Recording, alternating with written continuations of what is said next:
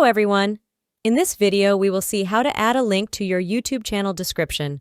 So, let's get started. First of all, let's navigate to your YouTube channel and open YouTube Studio. As you can see, I am already on my channel dashboard. To add a link in the channel description, from the left sidebar, scroll down to find Customization. Once you find it, click on it to open. From the right tab, open Basic Info. Scroll down this page, and here you can see the Add Link feature. You can add any link related to a website or other social media account for your viewers. To add a link, simply click on it.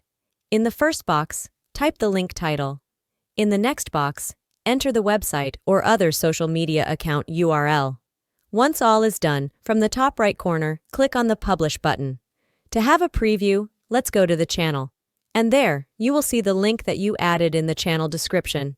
And that's it. This is how you can easily add a link to your YouTube channel description. I hope this video is helpful for you. For more videos, please subscribe to our YouTube channel and thank you for watching.